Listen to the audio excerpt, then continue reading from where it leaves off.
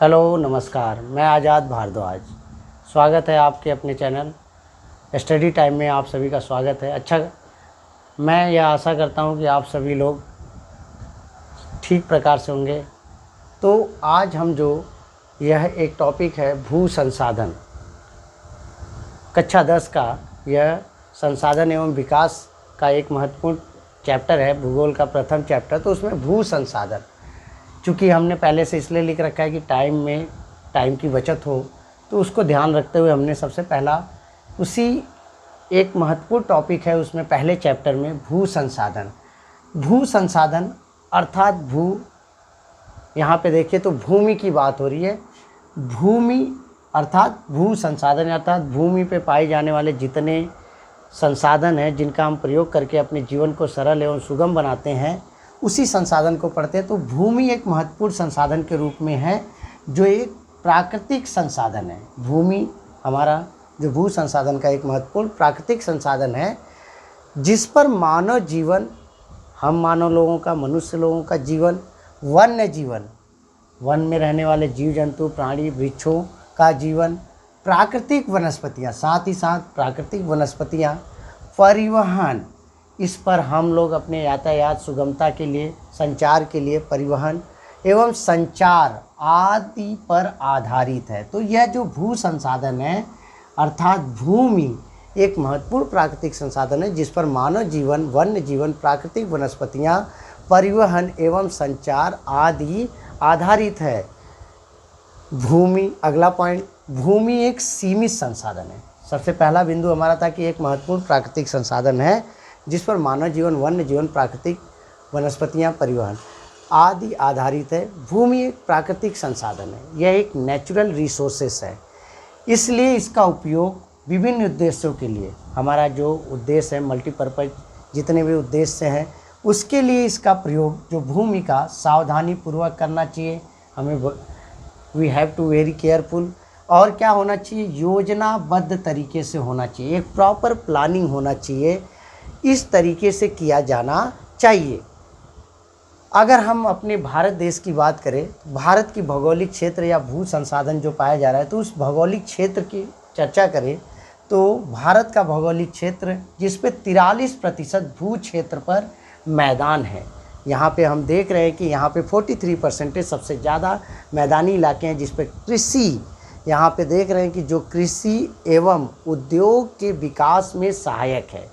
यह भूमि जो एक बहुत बड़े लार्ज एरिया में हमारे भारत में पाया जा रहा है, इस पे आपके एग्रीकल्चर जो प्राइमरी यहाँ पे कह सकते हैं एक सेक्टर हो सकता है कृषि का, और साथ ही साथ इंडस्ट्री का, इसके लिए विकास में, डेवलपमेंट में काफ़ी सहायक है। इसके बाद 43% भूमि के बाद हम देखते हैं कि हमारे भू क्षेत्र पे, भारत की भूमि पे, यहाँ जो भौगोलिक क्षेत्र पर, यहाँ पे 27% भाग पठार है, पठारीय भाग है, जिसमें खनिज की प्रचुरता है, खनिजों की, जीवाश्म, जीव जंतु दब गए, पेड़ पौधे, जिनके द्वारा जीवाश्म ईंधन, पेट्रोल, डीजल, बायोगैस, या बायोगैस तो नहीं कह सकते, गैस, नेचुरल गैस, एवं वनों का अपार भंडार है। यहाँ इस 27% पे जो कृषि नहीं है, कृषि के सहायक में नहीं है, लेकिन किसी देश के विकास में खनिजों का एक महत्वपूर्ण स्थान रखा जाता है, जीवाश्म एवं ईंधन एवं वन वहाँ के विकास का एक महत्वपूर्ण आधार होता है। तो 27% भू क्षेत्र पर जो हमारा पठार है और 43% भू क्षेत्र पर हमारा मैदान है।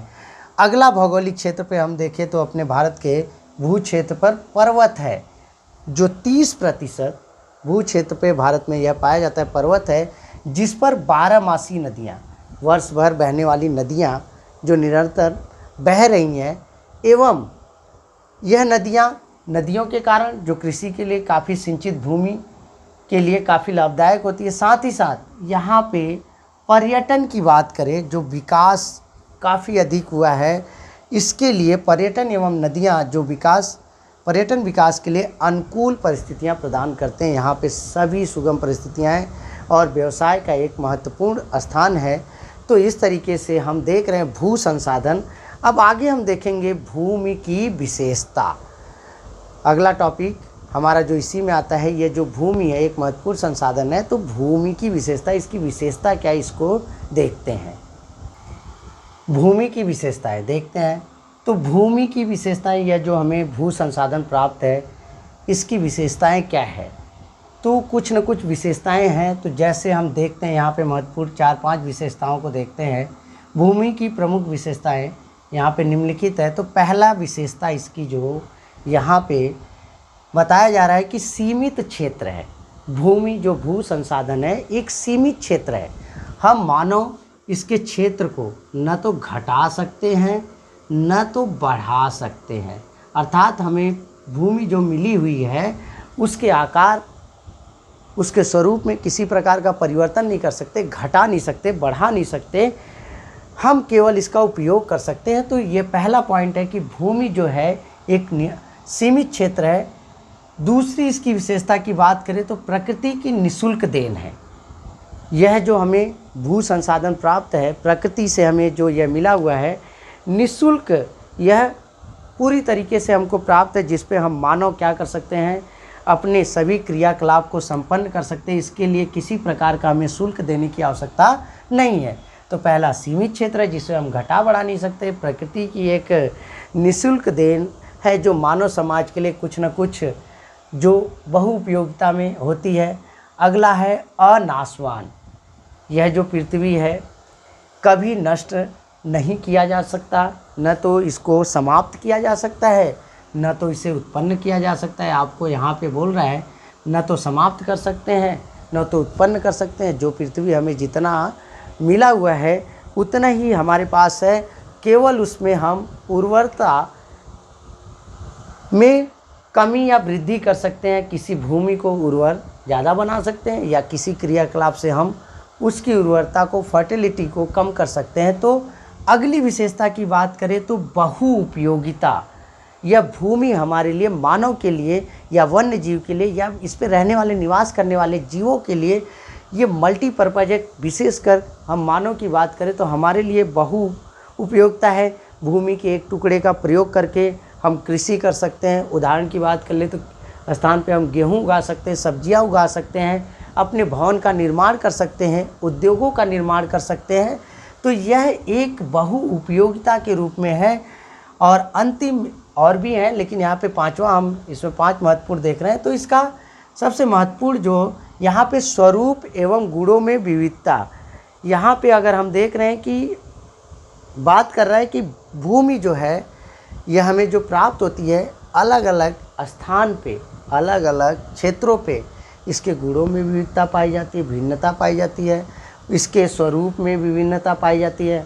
परिणाम स्वरूप भारत की बात करें तो जैसा हमने पढ़ा था 43% भाग पे मैदानी इलाके हैं, समतल इलाके हैं। यह एक विभिन्नता और देख सकते हैं कि 27% भाग पे हमारे पठार हैं और 30% भाग पे जो हमारे यहाँ पे पाए जाते हैं पर्वत हैं। तो कहीं ना कहीं विभिन्नताएं पाई जाती है। कहीं पे नदियाँ, समुद्र पाया जाता है, कहीं पे समतल भूमि पाया जाता है और यहाँ पे ऊंचे ऊंचे पर्वत स्थान भी पाए जाते हैं। तो मिट्टियों में भी अंतर है। यहाँ पे भू क्षेत्र के आधार पे हम देखें तो हर जगह की विभिन्न प्रकार की मिट्टियाँ पाई जाती हैं। तो भूमि की विशेषताओं में 5 प्रमुख विशेषताओं को हमने देखा कि यह जो भूमि है एक सीमित क्षेत्र है, प्रकृति की निःशुल्क देन है, अनाशवान है, बहुउपयोगिता है, स्वरूप एवं गुणों में विविधता है। इसी अगले क्रम में, भू संसाधन के क्रम में, भूमि संसाधन का महत्व, एक महत्वपूर्ण टॉपिक है भूमि संसाधन का महत्व। इम्पोर्टेंस क्या है, इसका क्या महत्व है? तो बहुत महत्वपूर्ण यह संसाधन है। विशेषकर हम मनुष्यों के लिए, मनुष्य के जीवन का यह आधार है। भूमि जो हमारे मानव जीवन का आधार है, इसके बिना हमारे जीवन की परिकल्पना संभव नहीं है। विभिन्न प्रकार के कृषि हो गए, उत्पाद के लिए हमें निर्भर होना पड़ता है, उद्योगों के लिए निर्भर होना पड़ता है, मकान के लिए निर्भर होता है। तो हमारे जीवन का यह आधार है। अगला, आर्थिक विकास का आधार। यदि किसी देश की या किसी भूभाग का भूमि या भू क्षेत्र उसके आर्थिक विकास का आधार बनता है, महत्वपूर्ण। किसी देश का विकास तभी संभव है जब वहाँ पे भू संसाधन पर उपस्थित जितने भी संसाधन हैं, प्राकृतिक संसाधन और साथ ही साथ वनस्पतियाँ, खनिज पदार्थ जितने अधिक मात्रा में पाई जाएंगी, वहाँ पे आर्थिक विकास का आधार होगा। अगला महत्वपूर्ण, यहाँ पे जो महत्व की बात करें भूमि संसाधन का, प्राथमिक उद्योगों का विकास। यहाँ पे कह रहा है कि अगर हमारे पास भू संसाधन है तो प्राथमिक उद्योग यानी छोटे उद्योग की बात कर रहा है, बड़े इंडस्ट्री की बात नहीं कर रहे हैं। छोटे छोटे जो प्राथमिक, पहला इनिशियल जो उद्योग हम शुरू कर सकते हैं, यहाँ पे हम मत्स्य पालन कर सकते हैं, कृषि कर सकते हैं और खनिज व्यवसाय कर सकते हैं। तो इसी पर आधारित छोटे छोटे उद्योग जो हमारे होते हैं, प्राथमिक उद्योग, जो प्राकृतिक रूप से संसाधन में उपलब्ध है, इससे हम उद्योगों का विकास कर सकते हैं। इसी क्रम में व्यापार का आधार, भूमि जो एक महत्वपूर्ण, एक अनिवार्य साधन है मनुष्यों के लिए। उत्पादन, यहाँ पे जो हमें प्रोडक्शन देखने को मिलता है कृषि के क्षेत्र में, चाहे पशुपालन के क्षेत्र में या किसी भी क्षेत्र में जो प्राकृतिक जो रूप में पाया जाता है, तो व्यापार का एक प्रमुख आधार है। जैसे गेहूँ हो गया, चावल हो गया, दूध, इन सब का, यह हम लकड़ी, इन सब का एक जो हमें भूमि से प्राप्त होता है, यह व्यापार का आधार है। अगला महत्वपूर्ण जो महत्व है भू संसाधन का, परिवहन एवं संचार के साधनों का विकास। यह भूमि पर हम रहते हैं, अपने यातायात सुगमता के लिए परिवहन सुचारू रूप से जो किस पर महत्वपूर्ण स्थान रखता है, इस भूमि पर, एवं संचार, कम्युनिकेशन के लिए साधनों का विकास इसी भू संसाधन पर आधारित है। अब अगला टॉपिक हम देखते हैं। यहाँ पे हमने देखा भूमि की विशेषताएं कि निम्नलिखित विशेषताएं हैं, भू संसाधन का महत्व कि निम्नलिखित महत्व है। अगला हमारा एक महत्वपूर्ण टॉपिक आता है भूमि संसाधन में भूमि निम्नीकरण एवं संरक्षण के उपाय। भूमि निम्नीकरण एवं संरक्षण, अगला महत्वपूर्ण आपका इसमें भू संसाधन में भूमि निम्नीकरण एवं संरक्षण।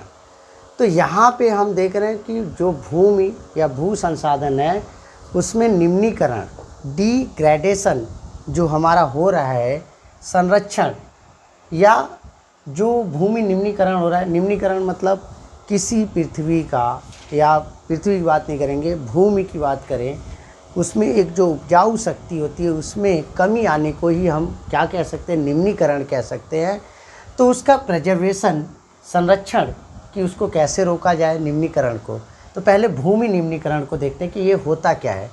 तो भूमि निम्नीकरण मानव गतिविधियों के द्वारा, यह एक्चुअली वास्तविक जो निम्नीकरण का प्रमुख जो एजेंट है, कारक है, हम ही मानव है। तो हमारी गतिविधियां हैं, न केवल भूमि का निम्नीकरण हो रहा है, इससे न सिर्फ भूमि का जो उपजाऊपन है उसमें कमी आ रहा है, बल्कि भूमि को नुकसान पहुंचाने वाले प्राकृतिक कारकों को भी बल मिल रहा है। अर्थात यहाँ समझने की बात है, एक तो हम मानव स्वयं अपनी गतिविधियों से भूमि निम्नीकरण में सहायक है, साथ ही साथ हम बल भी दे रहे हैं प्राकृतिक कारकों को, जैसे भूकंप, बाढ़, जो प्राकृतिक कारक ये क्या करते हैं, भूमि निम्नीकरण में भी बहुत महत्वपूर्ण स्थान रखते हैं। तो यहाँ पे भूमि निम्नीकरण, जिसमें भूमि की उपजाऊ शक्ति समाप्त होने को ही हम क्या कर सकते हैं, भूमि निम्नीकरण कह सकते हैं, समझ सकते हैं। किसके द्वारा, मानव की गतिविधियों के द्वारा भूमि का निम्नीकरण हो रहा है, और बल्कि जो नुकसान पहुंचाने वाले जो नेचुरल एजेंट हैं या नेचुरल जो का हम कह सकते हैं प्राकृतिक कारक, उनको भी ताकतें मिल रही हैं। तो यहाँ पे एक तरीके से भूमि निम्नीकरण समझ में आ रहा है कि इसमें दो क्रियाएं निहित हैं, एक मानव क्रियाएं, एक प्राकृतिक कारक या प्राकृतिक क्रियाएं कह सकते हैं। तो पहला हमारा यहाँ पे अगर हम देखें तो यहाँ पे भूमि निम्नीकरण का जो यहाँ पे आपसे परीक्षा में पूछ सकता है कि भूमि निम्नीकरण की क्रियाओं के बारे में बताइए या किसके कारण से हो रहा है। कारण भी पूछे तो पहला क्रिया आपका मानव क्रियाएं जो हमारी क्रियाकलाप हैं, जैसे उसमें एक उदाहरण है वनोन्मूलन, अत्यधिक वनों की कटाई, अंधाधुंध कटाई, इससे भी हमारे जो भूमि का निम्नीकरण हो रहा है। अति पशुचारण या किसी भू क्षेत्र पे बहुत ज़्यादा पशुओं के चारण, जो पेड़ों और घास या झाड़ियों के जड़ों में भूमि को कैप्चर पकड़ने की क्षमता होती है, वह कहीं ना कहीं दोनों कारकों से नष्ट होता है, जिससे भूमि निम्नीकरण को बल मिलता है। एवं तीसरा सबसे इम्पोर्टेंट कारण है हमारा खनन, जो हम प्राकृतिक संसाधन के दोहन के लिए, उपयोग के लिए हम खनन का कार्य करते हैं। यह भी क्रिया, जो हमारी क्रिया है, मानव की क्रियाएं भूमि निम्नीकरण में मुख्य भूमिका निभाती है। तो कुछ मानव क्रियाएं हैं जिसके परिणाम स्वरूप यहाँ पे भूमि निम्नीकरण हो रहा है। तो बच्चों एक बात और ध्यान दीजिएगा कि इसको अपने बुक के साथ पढ़ते चले, point two point point out करते जाइए। आपकी किताब में और मैटर है, आप उसको भी देखते रहेंगे। अगला है प्राकृतिक कारण। तो पहला मानव, यहाँ पे प्राकृतिक कारक या प्राकृतिक क्रियाएं। तो प्राकृतिक क्रियाओं में सबसे जो प्रमुख क्रियाएं हो सकती हैं या एजेंट है जिनकी वजह से भूमि निम्नीकरण होता है, वायु ले ले या जल ले ले के द्वारा, इन दोनों के द्वारा मृदा के ऊपरी परत, जो हमारे किसी भी भू क्षेत्र पे, जो भूमि पे जो ऊपरी परत है, उस परत पे ह्यूमस की एक प्रचुर मात्रा पाई जाती है। इसका क्या किया जाता है, अपर्दन होता है पवनों के द्वारा, विंड के द्वारा इसको बाहर उड़ा कर ले जाया जाता है। और जल के द्वारा यह क्या किया जाता है, इसके ऊपरी परत को हम जल धीरे धीरे उसको स्वतः क्या करती है, अपर्दन करती रहती है, दोनों कारकों से, जिसके परिणाम स्वरूप भूमि का निम्नीकरण होता है। तो हमने देखा यहाँ पे पहला, इसमें अगला टॉपिक जो भूमि निम्नीकरण। तो भूमि निम्नीकरण में सबसे महत्वपूर्ण कारक हम ही सब हैं, हमारे द्वारा जो नुकसान पहुंचाया जा रहा है, साथ ही साथ प्राकृतिक कारकों को भी बल दिया जा रहा है। तो दो प्रकार की क्रियाएं सहायक है या कारण जो भूमि निम्नीकरण का, यहाँ पे आप देख सकते हैं, मानव की क्रियाएं हैं, प्राकृतिक क्रियाएं हैं। इसके बाद यह निम्नीकरण का जो प्रजेशन है, संरक्षण है, इस संरक्षण को या बचाव को कैसे रोका जा सकता है निम्नीकरण को। तो यहाँ पे पहला महत्वपूर्ण बिंदु है, आप चाहे इसे हेडिंग बना सकते हैं, आप चाहे पॉइंट टू पॉइंट लिख सकते हैं। यदि आपको डिटेल में लिखना होगा तो आप इसको हेडिंग्स के रूप में इस्तेमाल करके उसके अंतर्गत लिख सकते हैं। वनोरोपण एवं चारागाहों का उचित प्रबंधन। यहाँ पे कह रहा है कि सबसे ज़्यादा जो महत्वपूर्ण, जो हमें बचाव का एक महत्वपूर्ण जो उपाय है कि सबसे ज़्यादा हमें प्लांटिंग करना होगा, वनों को या वनों के एरिया को बढ़ाना होगा। जो हमारा राष्ट्रीय वन नीति के अनुसार हमें 33% भूमि पे वन होना चाहिए, वह उससे हम बहुत कम है। तो इसके लिए हमें इसका उपयोग करना चाहिए, वनों का रोपण करना चाहिए एवं चारागाह का उचित जो प्रॉपर मैनेजमेंट होना चाहिए चारागाह के लिए, ग्रासलैंड का, कि इन दोनों कारकों पे अगर हम ध्यान देते हैं तो कहीं ना कहीं बहुत हद तक हम सफल होंगे भूमि निम्नीकरण को संरक्षित करने में। अगला है पेड़ों की रक्षक मेखला और पशुचारण पर नियंत्रण। रक्षक मेखला अर्थात हम चारों तरफ से पूरा प्रोटेक्शन या शेल्टर बना दें, पेड़ों को किनारे किनारे लगा के अपने खेतों या आसपास के भूमि के चारों तरफ जहाँ से जल का बहाव ज़्यादा है, तो एक रक्षक में मेखला बनाकर। और दूसरा वही बात है कि चारागाह का उचित प्रबंधन के ही स्वरूप में पशुचारण पर नियंत्रण, अर्थात कि हम अपने पशुओं को हर जगह स्वतंत्र, क्या जो चरवाई है या चराने की क्रिया है वो उस पर नियंत्रण करना होगा। अगला है भूमि कटाव का रोकथाम। हमें यह महत्वपूर्ण सुनिश्चित करना होगा कि हमारी भूमि का जो कटाव है, जल के द्वारा, वर्षा के जल के द्वारा, सबसे ज़्यादा नदियों के जल के द्वारा, या हमारे वर्षा ऋतु के दौरान, उस पर नियंत्रण रखना होगा। तो खेतों की बात कर ले तो हमें मेड़ का प्रबंधन करना होगा या वृक्षों को चारों तरफ लगाना होगा मेड़ के साथ साथ। अगला है बंजर भूमि का उचित प्रबंधन। हमारे भारत में बहुत सी भूमि अभी भी बंजर भूमि है जिसका हम इस्तेमाल कर सकते हैं, तो उसका भी उचित प्रबंधन कर सकते हैं। और जो यहाँ पे मेंशन नहीं है, पांचवा हमारा कह रहा है कि खनन और औद्योगिक जल का परिष्करण करके, जहाँ पे हम खनन कर रहे हैं, जहाँ पे हम नेचुरल रिसोर्सेज को निकाल रहे हैं, वहाँ पर, और कह रहा है कि औद्योगिक जल, जो उद्योग धंधों से जितने जल आ रहे हैं, जिनके हानिकारक जो रासायनिक जो जल होते हैं, उनको पहले हमें नियंत्रित करना होगा। इन्हीं सब कार्य या इन्हीं सब उपायों से हम भूमि को संरक्षित कर सकते हैं। तो आज के इस वीडियो में इतना ही। अगली वीडियो में हम देखेंगे मृदा संसाधन, मृदा का वर्गीकरण। अगर वीडियो पसंद आए तो लाइक करिएगा, शेयर करिएगा। जय हिंद।